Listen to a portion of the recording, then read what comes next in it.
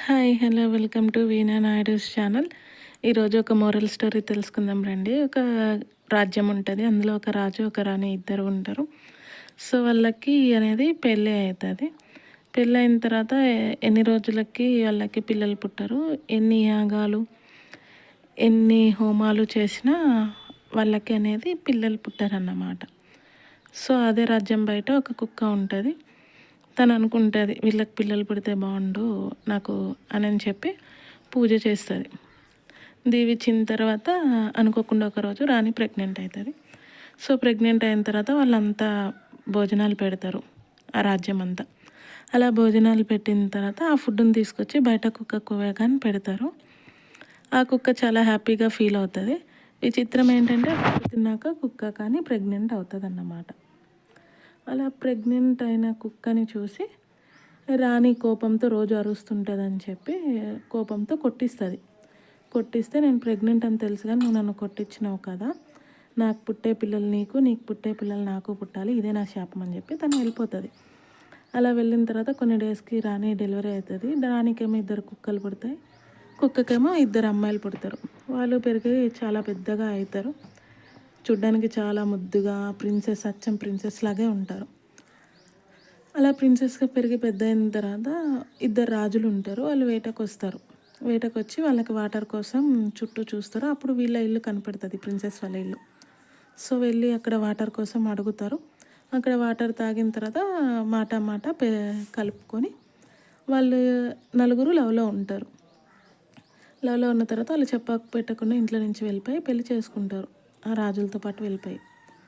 అలా పెళ్లి చేసుకొని వాళ్ళు హ్యాపీగా ఉంటారు. ఈ కుక్క అనేది అంతా తిరుగుతుంది, పిల్లల కోసం తిరిగి తిరిగి చివరికి ఆ రాజ్యానికి వస్తుంది. అప్పుడు అక్కడ ఉన్న రాజులు ఆ కుక్కను పట్టుకొని కొడతారు. కొడుతున్నప్పుడు పెద్ద పిల్ల చూస్తుంది కానీ తను చెప్పదు, ఎందుకంటే మా అమ్మ అని చెప్తే పరుగు పోతుంది అని చెప్పి. చిన్నపిల్ల రూమ్లో నుంచి వస్తుంది, వచ్చి చూసి చెప్తుంది, తిని మా అమ్మ తినని కొట్టకండి, ఇట్లా జరిగింది అని చెప్పి తను మొత్తం చెప్పి దగ్గరికి తీసుకుంటుంది కుక్క పిల్లని. అలా తర్వాత ఇంకా గొడవలు అవుతుంటాయి. 2 రాజులు ఉంటారు కదా, వాళ్ళిద్దరూ విడిపోతారన్నమాట. ఎవరి రాజ్యం వాళ్ళకి సపరేట్ అయిపోతుంది. చిన్నపిల్ల రాజ్యం ఏమో కుక్కని తీసుకొని పోయినదని ఫుల్ హ్యాపీగా ఇంకా రిచ్ అవుతారు, రాజ్యం బాగుంటుంది. పెద్ద పాప రాజ్యం వచ్చేసేటప్పటికి తను ఈర్ష్య దాంతో ఆ పెద్ద పాప రాజ్యం అనేది ఇంకా ఇదైపోతుంటుంది. అంటే ఇంకా పూర్గా దిగజారిపోతూ ఉంటుంది తన రాజ్యం. జనాలంతా ఇదైపోవడం అట్లా అయిపోతుంటుంది. సో అలా అయిన తర్వాత ఇదంతా మా అమ్మ వల్లే కదా వచ్చిందని చెప్పి ఆ కుక్కని తీసుకొచ్చి ఆ కుక్కకి ఫుడ్లో పాయిజన్ పెడుతుంది. కుక్కకు తెలుసు అందులో పాయిజన్ ఉంది, తింటే చనిపోతాను అని. అయినా ఆ కుక్క తన బిడ్డ కోసం తింటుంది, తిని చనిపోతుంది ఆ కుక్క అనేది. చనిపోయిన తర్వాత ఈ రాణి తీసుకుపోయి గుంతలో పెట్టేసి తిను చాలా హ్యాపీగా ఫీల్ అవుతుంది అన్నమాట. ఏమనంటే సరే పీకులాటపోయింది ఇన్ని రోజులు అట్లా ఇట్లా అని చెప్పి తిను చాలా హ్యాపీగా ఫీల్ అవుతుంది. ఈలోపు చిన్న పాప వచ్చి తను మన కోసం ఇట్లా చేసింది అట్లా చేసింది అని చెప్పి తను చెప్తే తిను రియలైజ్ అవుతుంది. రియలైజ్ అయిపోయి అక్కడికి పోయి ఆ గుంత దగ్గరికి పోయి ఏడుస్తూ ఉంటుంది. ఏడుస్తుంటే అప్పుడు ఒక రింగ్ కనిపిస్తుంది. ఆ రింగ్ ఎంత లాగుతున్నా రాదు. సో తను గట్టిగా తవ్వడానికి ప్రయత్నిస్తుంది. అప్పుడు మొత్తం కాయిన్స్, గోల్డ్ కాయిన్స్ అనేవి బయటకు వచ్చేస్తాయి.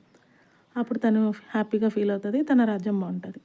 తల్లి ఎవరికైనా తల్లి, అది మనుషులైనా మానవ మృగాలైనా కానీ తల్లి ప్రేమ అనంతం. Thank you for watching.